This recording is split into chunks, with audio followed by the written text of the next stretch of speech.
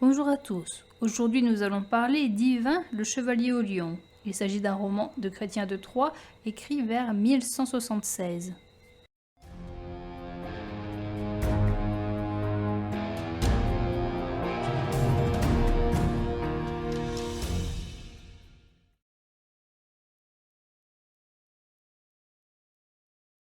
Nous sommes à la cour de roi Arthur durant une fête donnée pour la Pentecôte. Durant les festivités, le roi part et il s'endort dans sa chambre.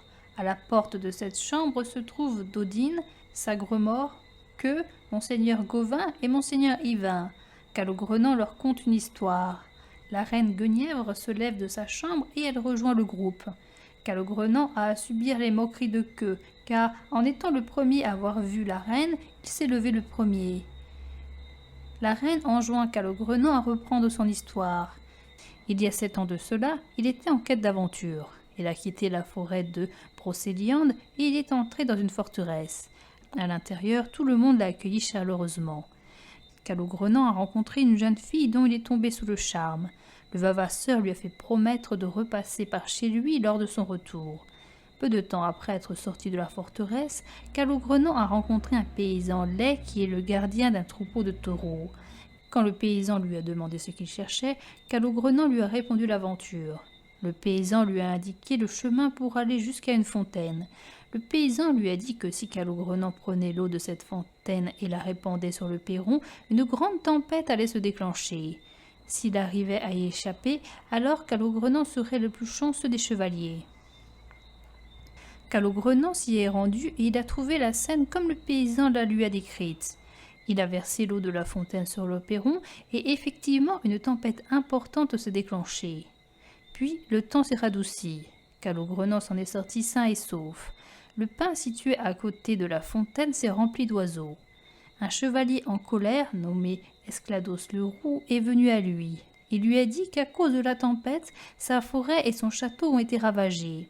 Ils se sont battus ensemble. Esclados a été plus fort que lui. Il l'a fait tomber de son cheval et il est parti avec. Calogrenant est retourné à pied chez son précédent hôte. Calogrenant a fini de raconter son histoire. Yvain, qui est le cousin germain de Calogrenant, veut le venger. Mais Sire Que se moque de la volonté d'Yvain. Le roi se réveille et la reine lui raconte l'histoire que Calogrenant vient de lui raconter. Le roi veut se rendre rapidement sur le lieu mentionné avec qui veut y aller dans sa cour.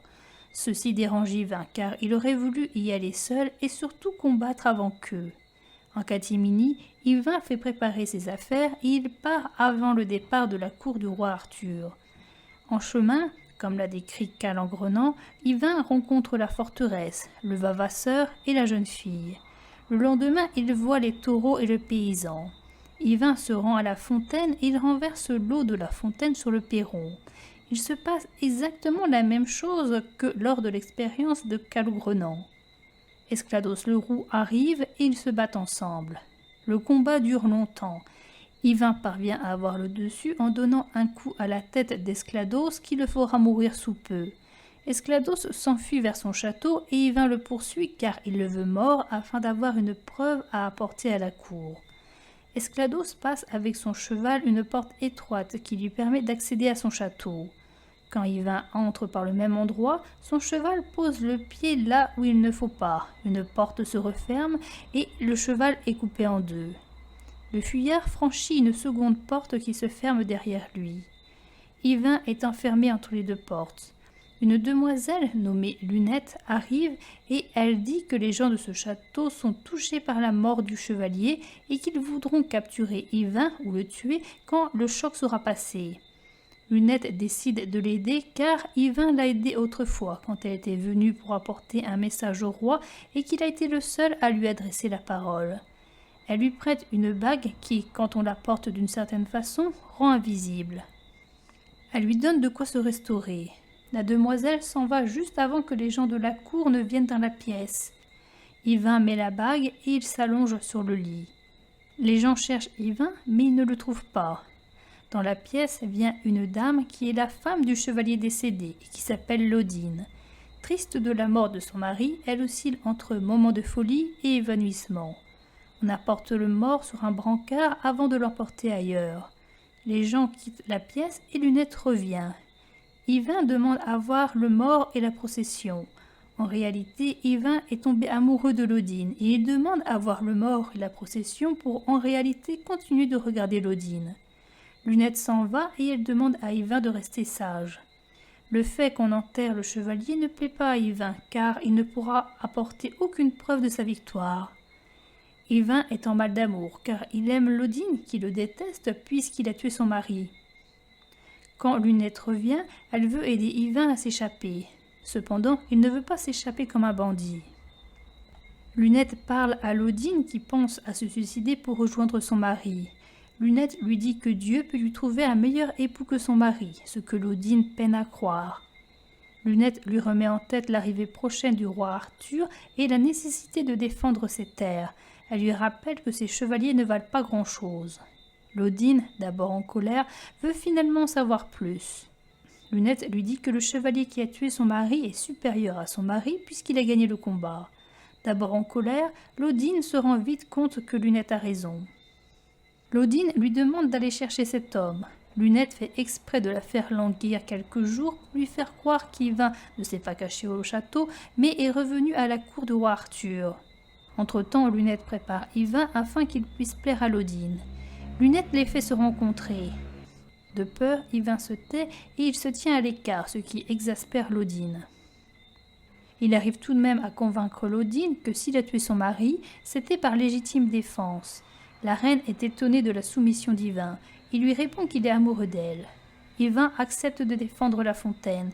Lodine accepte de se marier avec lui. Les gens de la cour acceptent aussi le mariage. Ils se marient le jour même. Le roi Arthur et ses compagnons arrivent. Ils sont étonnés qu'Yvain, qui disait vouloir se venger de son cousin, ne soit pas parmi eux.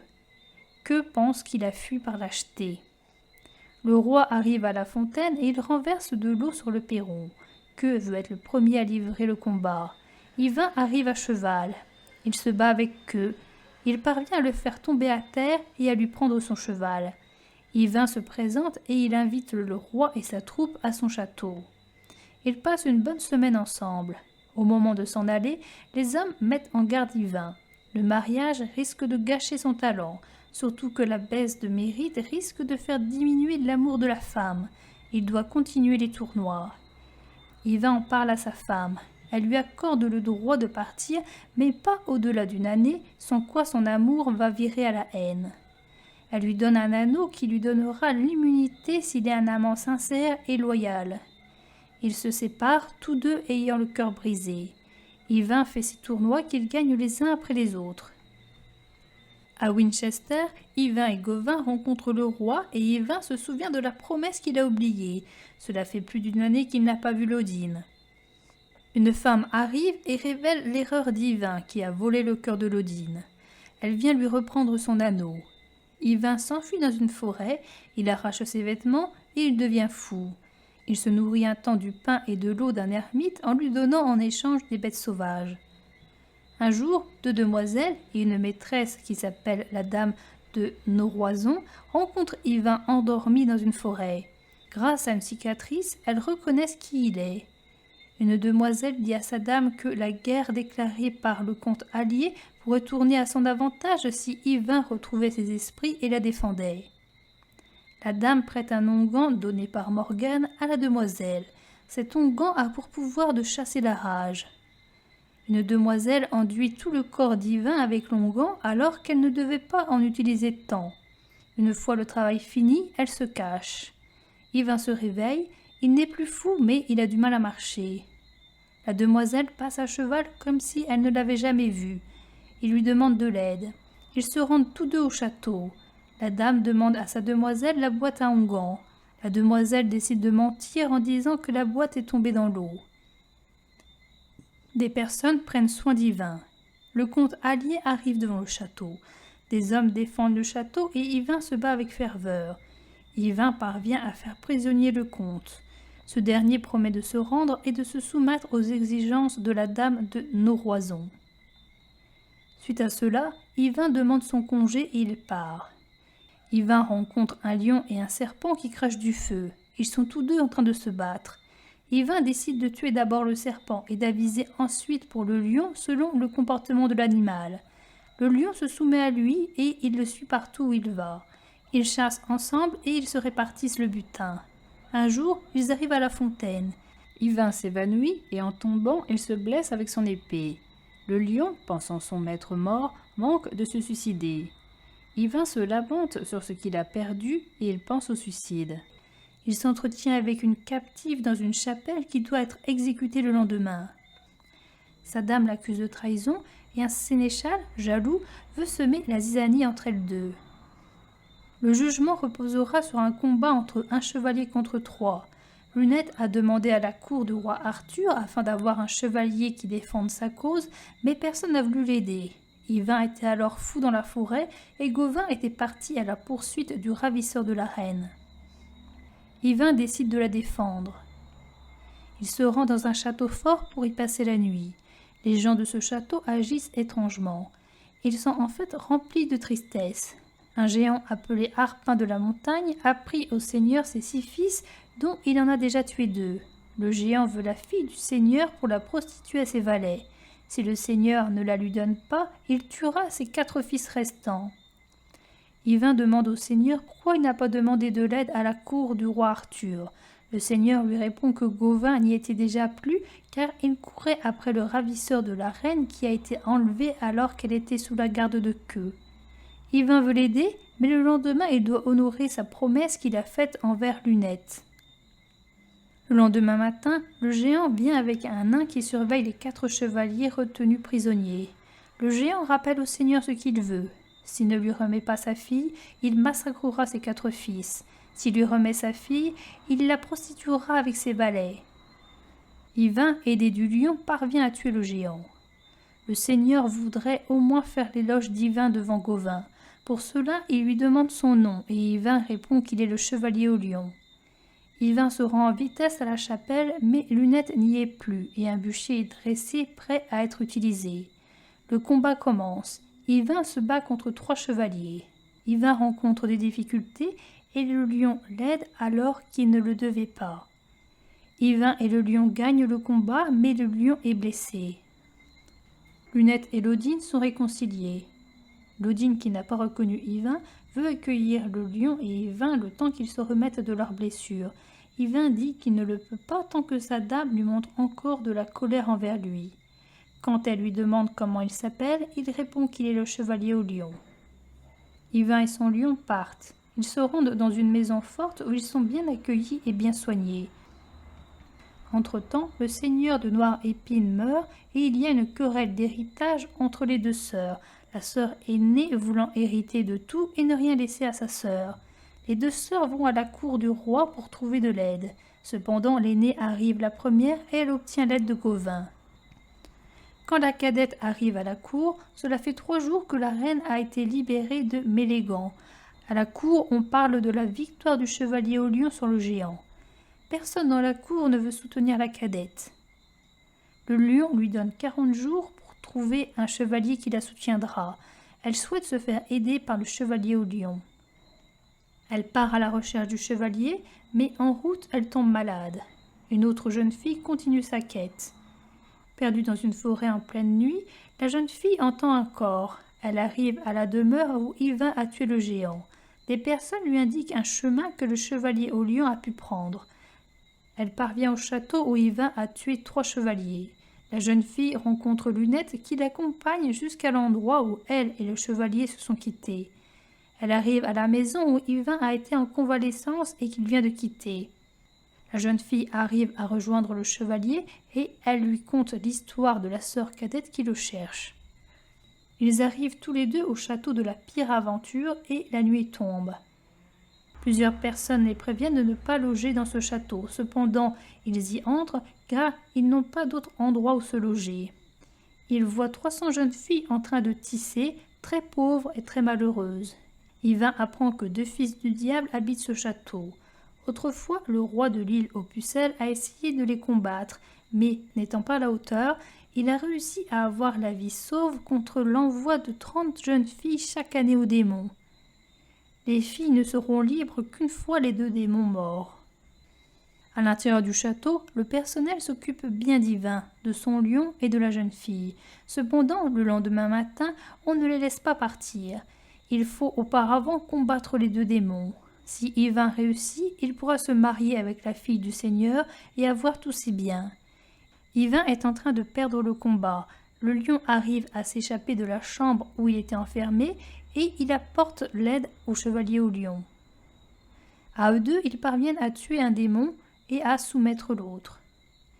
Yvain est de nouveau libre. Il demande la liberté des jeunes filles, mais il n'accepte pas la main de la fille du seigneur. Yvain va à la rencontre de la sœur cadette et ils se rendent ensemble à la cour du roi Arthur le dernier jour du délai accordé par le roi à la cadette. Yvain et Gauvin combattent ensemble. Ils ne se reconnaissent pas. Ils se battent tous 2 avec ardeur, mais aucun n'arrive à prendre le dessus. Fortement blessés, les 2 chevaliers arrêtent le combat. Après s'être révélé leur véritable identité, ils s'estiment vaincus l'un et l'autre. Le roi doit trancher. Il dit que la cadette a droit à sa part d'héritage. Les 2 chevaliers sont soignés. Yvain veut obtenir le pardon de la part de sa femme. Il revient à la fontaine et il déclenche une tempête terrible. Lunette conseille à Lodine de se rendre à l'évidence. Il lui faut quelqu'un pour protéger sa fontaine. Lunette lui indique l'homme qui a tué le géant et les 3 chevaliers, mais il faudrait trouver un moyen d'apaiser la colère de sa dame. Lodine lui promet de trouver le moyen de faire entrer la femme du chevalier au lion dans de bonnes dispositions. Lunette le lui fait jurer. Lunette rencontre Yvain au pain. Lunette le rapporte à sa maîtresse. Lunette finit par lui dire la véritable identité du chevalier au lion. Yvain et Lodine se réconcilient. C'est Chrétien de Troyes qui nous raconte cette histoire. Lui-même se mentionne à la fin du récit avec les mots « Chrétien termine ainsi son chevalier au lion ». Cependant, tout part du récit de Calogrenant. S'il n'avait pas raconté son aventure, Yvain ne se serait pas vengé et nous n'aurions pas eu les aventures d'Yvain. Au tout début, si Yvain se bat, c'est pour sauver l'honneur de son cousin. Ensuite, le but change et il se dirige vers Lodine, dont l'objectif est le mariage, puis la reconquête. Yvain effectue en tout 8 combats. Il y a le combat avec le chevalier de la Fontaine, le combat avec Queue, le combat avec le comte Allier, le combat avec le serpent, le combat avec Arpin de la Montagne, le combat contre les 3 chevaliers contre Lunette, le combat avec les 2 démons et le combat final avec Gauvin. Yvain est un preux chevalier dans le sens où il enchaîne les exploits au combat sans jamais perdre. Il défend les plus faibles, c'est le cas de Lodine devant son bûcher, de la sœur cadette qui va se faire spolier, de la famille d'un seigneur en danger face à un géant, etc. Yvain est un preux chevalier aussi dans le sens qu'il ne refuse jamais de l'aide à quelqu'un, même s'il est à court de temps. Et enfin, Yvain ne fuit jamais devant l'ennemi. Il est aussi porteur des valeurs de l'amour courtois. Selon l'auteur, les amoureux d'autrefois valent bien mieux que les amoureux d'aujourd'hui, c'est-à-dire du XIIe siècle, qui est le temps de l'écriture. Yvain a des défauts. Il y a la raison pour laquelle il va combattre seul le chevalier de la Fontaine. Yvain ne veut pas que Queue combatte avant lui. Si cela le dérange, c'est bien parce qu'il pense que Queue a une chance de gagner le combat et que le mérite revienne à cet homme. Cela semble plus à une question de fierté que de réaction face à la moquerie de Queue ou de promesses non tenues à son cousin. Si Yvain se rend à la fontaine en cachette, c'est bien qu'il sent que son sentiment n'est pas normal. Alors que tous les autres restent en groupe et qu'il y a une unité autour du roi Arthur, Yvain est détaché de cette unité. Un autre défaut d'Yvain est sa peur que personne ne le croie. Ainsi, il se sent obligé de rapporter une preuve du meurtre du chevalier à la fontaine. Un chevalier doit agir et nous rapporter des preuves. Un autre défaut se situe quand Lunette lui propose de partir du château de Lodine. À ce moment-là, il ne souhaite pas partir en catimini comme un voleur. Cela semble bien plus à de la fierté qu'à un attachement à Lodine. Un autre défaut se situe au moment du départ du château de Lodine. Il ne part pas parce qu'il en a envie, mais parce qu'il est influencé par les autres chevaliers. Quand Yvain oublie Lodine, il manque à sa parole.